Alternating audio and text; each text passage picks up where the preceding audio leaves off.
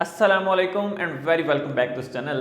आज की इस वीडियो में हम कैपिटल बजटिंग के क्वेश्चन नंबर 21 को डिस्कस करेंगे। हम ऑलमोस्ट सभी क्वेश्चन को डिस्कस कर चुके हैं। एक्सरसाइज में से जस्ट 4 to 5 क्वेश्चन रिमेनिंग है। उनमें से मैं एक क्वेश्चन आपको करवाऊंगा जिसमें हम पे बैक, एनपीवी, आईआरआर सब टेक्निक्स को कर चुके हैं। तो इसलिए एक क्वेश्चन मैं आपको लास्ट करवा के उनमें से वाइंड अप करूंगा, क्योंकि बाकी सारे क्वेश्चन सेम है, कोई भी ऐसी टेक्निक उसमें यूज़ नहीं की गई।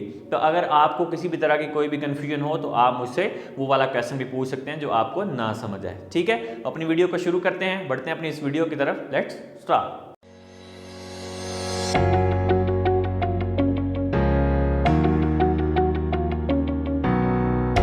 क्वेश्चन नंबर 21 को मैं रीड आउट करता हूँ, आपको भी शो हो रहा होगा। पे बैक, एनपीवी एंड आईआरआर का क्वेश्चन है। Liger International is attempting to evaluate the feasibility of investing $95,000 in a piece of equipment that has a 5 years life. The firm has estimated the cash inflows associated with the proposal as shown in the following table. The firm has a 12% cost of capital. आपको पे back, NPV और IRR find out करना है। Cost of capital आपको 12% दी गई है और आपको फिजिबिलिटी 5 ईयर्स उसकी लाइफ दी गई है पीस ऑफ इक्विपमेंट की। तो आपने फाइंड आउट करना है ये फिजिबल है नहीं है, इसको परचेज करना एक्सेट्रा। ठीक है, तो सबसे पहले आपने फाइंड आउट करना है calculate the pay back period for the propose investment. तो सबसे पहले हम पे बैक पीरियड इसका फाइंड आउट करेंगे और यहाँ पे हम क्वेश्चन नंबर लिखेंगे 21 है हमारे पास। क्वेश्चन नंबर 21, इसमें हम पे बैक पीरियड फाइंड आउट करने जा रहे हैं। पे बैक पीरियड आपको पता है, मैं आपको पहले भी करवा चुका हूँ और यहाँ पे मैं आपको बता भी देता हूँ। ईयर है आपके पास 1, 2, 3, 4 एंड 5 और कैश फ्लोज आपको जो गिवन है, कैश फ्लोज गिवन है 20,000, 25। ये क्वेश्चन में लिखा हुआ है, मैं फिर से रिपीट कर रहा हूँ यहाँ पे ताकि आपको जो है वो अंडरस्टैंडिंग क्लियर हो सके।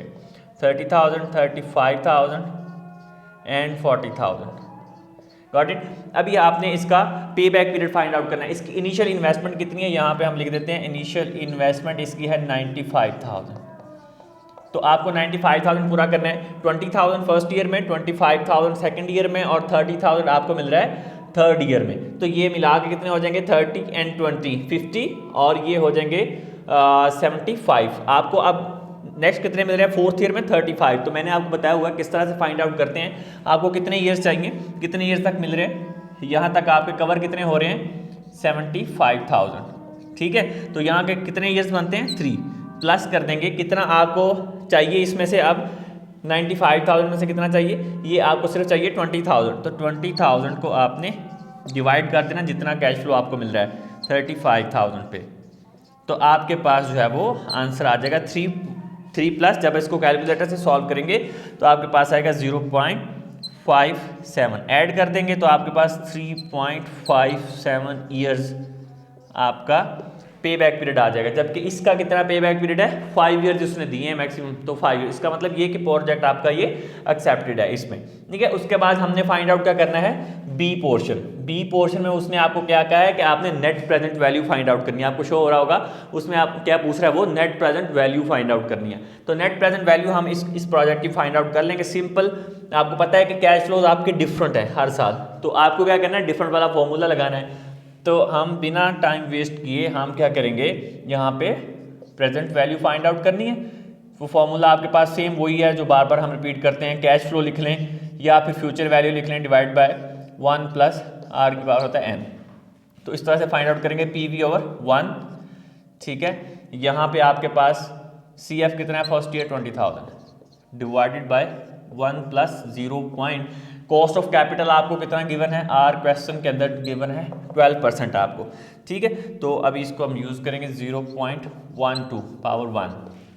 Present value of year 2 25,000, 1 plus 0.12 की पावर आ जाएगी 0.12 की पावर आ जाएगी 2।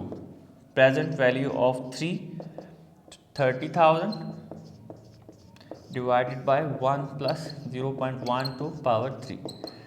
प्रेजेंट वैल्यू ऑफ 4 35,000 आएगा यहाँ पे 35,000 डिवाइड बाय 1 प्लस 0.12 की पावर 4।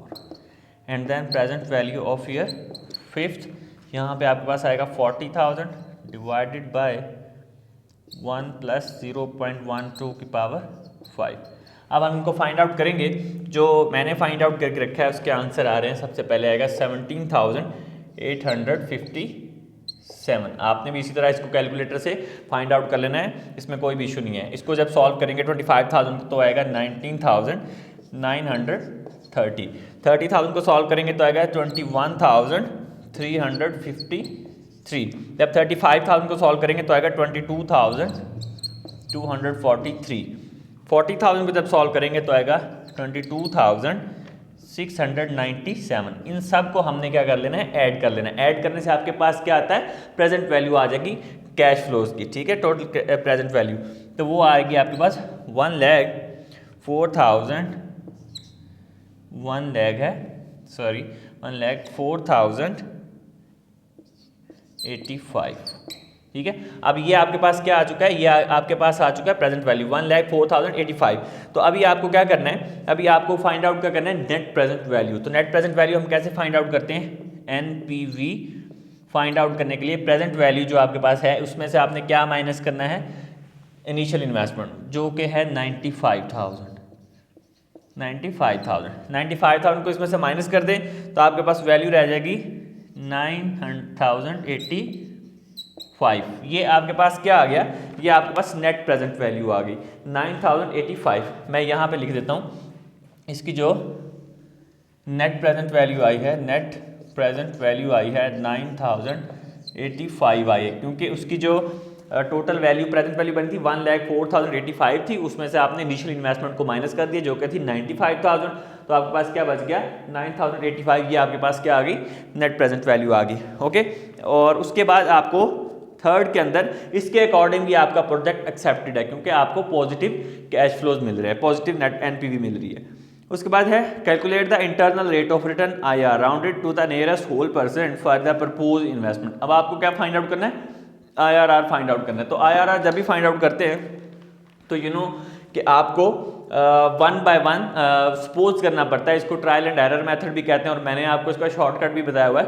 तो मैं उसी के साथ ही आपको एक क्वेश्चन जो है वो सॉल्व करके बताने वाला हूँ। आप इसको जल्दी से नोट करें, फिर हम जो है वो आईआरआर को सॉल्व करते हैं। अब हम डिस्कस कर लेते हैं आईआरआर मेथड को, इंटरनल रेट ऑफ रिटर्न को, जो कि पार्ट सी है आपका। इसमें आपने देखें, मैंने आपको पहले ही बताया था कि जब भी हम आईआरआर को फाइंड आउट करते हैं, ट्रायल एंड एरर मेथड है, तो आपको रेट ऑफ रिटर्न सपोज करना पड़ता है, और देन आपने फिर चेक करना होता है कॉस्ट ऑफ कैपिटल से ज़्यादा आ रहा है, कम आ रहा है, प्रोजेक्ट एक्सेप्ट होगा या नहीं होगा। तो अभी आपको नहीं पता कि आप इस ये जो प्रोजेक्ट्स आपको गिवन है इसमें आपको कितना रेट लेना चाहिए। तो उसके लिए मैंने आपको मेथड बताया हुआ, ताकि आप एक गेस के अकॉर्डिंग आप वहाँ तक पहुँच जाएँ, आपको एक आइडिया हो जाए कि हाँ अगर ये वाला रेट लूँगा तो ये उसके करीब करीब मिलेगा, तो यहां से मैं उसको सपोज कर सकता हूं। ठीक है, तो इसलिए मैंने आपको एक शॉर्टकट बताया था। जितने भी आपको ये कैश फ्लोज मिल रहे हैं, आपको नजर आ रहे थे, इसको आप क्वेश्चन के अंदर इसको आपने ऐड कर लेना है। तो ऐड करने के बाद ये आपके पास टोटल कैश फ्लो जो आएंगे, टोटल जो उनका बनेगा वो आपके पास बनता है 1,50,000। ठीक है, और आपके नंबर ऑफ ईयर्स कितने हैं, 5 हैं, तो आपने इसको 5 पे डिवाइड कर देना है। जब आप डिवाइड करते हैं तो आपके पास कितना आएगा, 30,000। ये 30,000 आपके पास हमेशा एवरेज एन्यूटी आ गई। इस एवरेज एन्यूटी को अगर आप इनिशियल इन्वेस्टमेंट पे डिवाइड कर दें, इनिशियल इन्वेस्टमेंट आपकी कितनी है 95,000 डिवाइडेड बाय इनिशियल इन्वेस्टमेंट, तो आपके पास एक रेट आता है जो क्या आएगा 0.3157। इसको 100 से मल्टीप्लाई करें तो ये परसेंटेज में आ जाएगा, और कितना आ जाएगा 31.57 आ जाएगा ऑलमोस्ट। ठीक है, अभी आप अगर इसको इसका हाफ कर लें, इसको 2 पे डिवाइड कर लें, इसका हाफ कर लें, तो आपके पास जो है वो क्या रेट आ जाएगा, आपके पास ऑलमोस्ट जो रेट आएगा वो आप 15% आ जाएगा, 15। ठीक है, 15 पॉइंट समथिंग आ जाएगा। अब आपने क्या करना है कि एक रेट आपने 15% सपोज कर लेना है। ठीक है, या अब आपके पास एक रेट आ गया कि अच्छा ये करीब करीब रेट आ सकता है, तो अब आप इस रेट को लेके आईआरआर फाइंड आउट कर सकते हो इजीली। ठीक है, तो अभी हम क्या करेंगे, 15% सपोज करके चेक करेंगे कि हमारा जो आंसर है वो इनिशियल इन्वेस्टमेंट के करीब करीब आता है या नहीं। So let's start. यहाँ पे हम सेम उसी तरह से करेंगे। Suppose IRR internal rate of return 15% है आपका। ठीक है, क्या रेट ऑफ रिटर्न 15% है। इसके साथ अभी आपने सॉल्व करना है प्रेजेंट वैल्यू ऑफ 1 ईयर।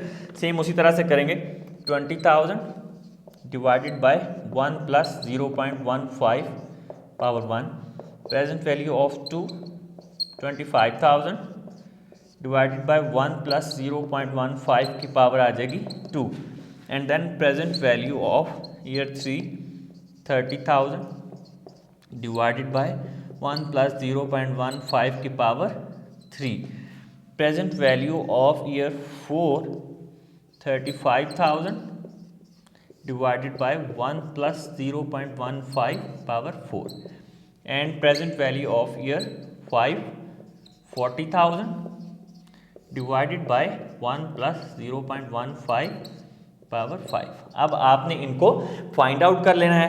तो मैंने फाइंड आउट किया है, मेरे पास आंसर आ रहा है 17,391 फर्स्ट का, एंड जब सेकंड को सॉल्व किया तो उसका आंसर है हमारे पास 18,904 एंड देन 19,725।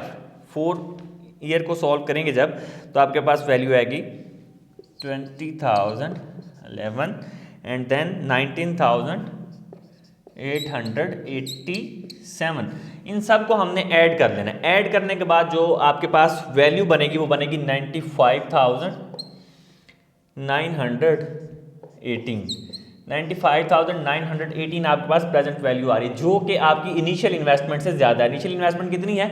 95,000। तो एक दफ़ा आपको आंसर जो है वो इनिशियल इन्वेस्टमेंट से ज़्यादा मिल गया। अब आपको क्या करना है कि एक दफ़ा आपको आंसर इनिशियल इन्वेस्टमेंट से बिलो चाहिए। तो जब भी बिलो चाहिए होता है तो आप अपने रेट को बढ़ाते हो, इस रेट को बढ़ाओगे तो आपके पास लो में आंसर आ जाएगा। लाइक फॉर एग्जाम्पल यहाँ पर अब हम क्या करेंगे, सपोज करेंगे रेट ऑफ रिटर्न अब हम लेंगे 16%, ठीक है। अब एक अंदाजे तब अब हम रेट ले रहे हैं 16%। 16% के साथ इसको सॉल्व करेंगे। Present value of year 1 20,000 divided by 1 plus 0.16 power 1 present value of year 2 25,000। देखिए बहुत ही सिंपल क्वेश्चन है, इनमें किसी भी तरह का कोई भी डिफ़िकल्ट नहीं है। सब डिफ़िकल्ट आपको एग्ज़ाम के अंदर सिर्फ वहाँ पे पेश आता है जहाँ पे आपको ये नहीं पता कि अब आप टाइम कम है और इसको रेट को कैसे सपोज करें। तो उसका मैं आपको हल बता चुका हूँ, मैं 2 मेथड आपको करवा चुका हूँ। जो आपको सूटेबल लगता हो आप उसके साथ क्वेश्चन को सॉल्व कर सकते हैं। Obviously trial and error method है, कहीं ना कहीं थोड़ा बहुत आपको अप डाउन करके रेट को लेना पड़ता है, लेकिन एक जो करेक्शन उसमें बिल्कुल नहीं होगा, लेकिन ये कि वो आपको कहीं ना कहीं उसके आसपास ले जाता है। तो यही उसका शॉर्ट ट्रिक है, इसके अलावा और कोई नहीं है। तो अभी हम इनको सॉल्व करेंगे। इनको सॉल्व करने के बाद जो हमारे पास वैल्यूज़ आएंगी, 20,000 को सॉल्व किया हमने तो आई 17,241। फिर हमारे पास 18,579 एंड देन 30,000 को सॉल्व करेंगे तो आपके पास आएगा 19,220 एंड देन 35,000 को सॉल्व किया तो 19,330 एंड देन लास्ट आपके पास जो वैल्यू आएगी 19,045। ये आपके पास वैल्यूज अब आपने इनको क्या करना है, ऐड कर लेना। इन सब को ऐड करने के बाद जो आपके पास वैल्यू बनती है, जो प्रेजेंट वैल्यू आपके पास आएगी वो आएगी आपके पास 93,415 आपके पास जो है वो इन सब को ऐड करने के बाद वैल्यू आ गई 16% रेट पे, जो कि आपकी इनिशियल इन्वेस्टमेंट से लो आ रही है। तो आपको इनिशियल इन्वेस्टमेंट से ज़्यादा भी आंसर मिल गया, लो भी आंसर मिल गया, नेगेटिव में वैल्यू आ गई, पॉजिटिव में भी आ गई। अब आपको IRR फाइंड आउट करना है। इंटरपोलेशन का फॉर्मूला लगाएंगे, जो कि हम काफ़ी दफ़ा कर चुके हैं, IRR की इंटरपोलेशन, ठीक है। यहाँ पे लिख देते हैं इंटरपोलेशन का फॉर्मूला आपको मैंने बताया हुआ है कि सबसे पहले आपको क्या करना है, इसको ऐसे कर लेते हैं, लो रेट लेना है। तो लो रेट आपके पास कौन सा है, 15%। प्लस करते हैं हम, क्या करते हैं हम उसमें प्लस जो आपकी हायर अमाउंट होती है, हायर अमाउंट ऐसे लाइक 93, हायर अमाउंट आपकी कौन सी है, ये वाली 95,918। सो 95,918 माइनस इसमें से क्या करते होते हैं, इनिशियल इन्वेस्टमेंट को। इनिशियल इन्वेस्टमेंट कितनी, 95,000। ओके, डाउनवर्ड पे आप आ जाएंगे तो यहाँ पे होता है higher amount minus lower amount. Lower amount कौन सी है, ये वाली 93,415। सिंपल। अब आपने क्या करना है, 15 प्लस इनको माइनस करेंगे तो ये आपके पास आ जाएगा 918 इनको जब माइनस करेंगे 95,918 में से 93,000 को, तो ये आपके पास वैल्यू बनेगी 2,503, ये वैल्यू आ जाएगी। अब आपने इसको डिवाइड करना है, तो 15 प्लस आपके पास 0.36 बनेगी, तो इनको ऐड कर लें तो ये 15.36% आपके पास इंटरनल रेट ऑफ रिटर्न आ गया, जो एक्चुअली आपने फाइंड आउट करना था। अब आपका ये जो इंटरनल रेट ऑफ रिटर्न आया है, ये आपकी कॉस्ट ऑफ कैपिटल जो कि क्वेश्चन में गिवन है उससे ज़्यादा आ रहा है। ज़्यादा आएगा तो आप उसको एक्सेप्ट कर लोगे प्रोजेक्ट को, लो आएगा तो आप उस प्रोजेक्ट को रिजेक्ट कर दोगे। यही आपने इस क्वेश्चन में फाइंड आउट करना था। और जो इसकी नेक्स्ट जो डी वाली रिक्वायरमेंट है, उसमें भी उसने यही पूछा है कि आपने रिकमेंड करना है, बताना है कि आईआरआर और एनपीवी के प्रोजेक्ट में ये एक्सेप्टेबल है या नहीं है। तो एनपीवी में भी एक्सेप्टेबल है, आईआरआर में भी एक्सेप्टेबल है और पे बैक पीरियड में भी एक्सेप्टेबल है। तो ये आज का हमारा क्वेश्चन था जिसको हमने डिस्कस किया है। अगर कहीं आपको कोई भी कंफ्यूजन हो तो आप पूछ सकते हैं। ऑलमोस्ट क्वेश्चन जितने भी थे इसकी एक्सरसाइज के अंदर वो हमने सभी कवर कर लिए हैं। जो 4-5 क्वेश्चन रह गए हैं वो सेम इसी तरह के हैं। तो आपको कोई क्वेश्चन नहीं समझ आता, आप हमें कमेंट्स में पूछ सकते हैं, आप हमसे रब्ता कर सकते हैं। वीडियो को ज़्यादा से ज़्यादा लाइक किया करें। मॉडिफाइड आईआरआर और ये सब चीज़ें मैंने आपको करवाई हैं, क्योंकि इस बुक के अंदर कोई क्वेश्चन ऐसा नहीं आया। तो अगर और क्वेश्चन मैंने आपको पहले करवाए हैं, मॉडिफाइड आईआरआर भी करवाया है लास्ट क्वेश्चन में, इन्हीं एक्सरसाइज में। फिर भी अगर आपको कहीं भी कन्फ्यूजन होगी कोई भी क्वेश्चन, तो मैं आपको एक और क्वेश्चन भी करवाऊंगा जो कि जिसमें हम मॉडिफाइड आईआरआर को भी कवर करेंगे दोबारा से, और फिर हम जो है वो और भी जो फॉर्मूले रह गए उनको भी कवर कर लेंगे। ठीक है, तो यहाँ तक आज का लेक्चर था। वीडियो को लाइक करें, शेयर करें अपने फ्रेंड्स के साथ। Thank you so much for watching this video.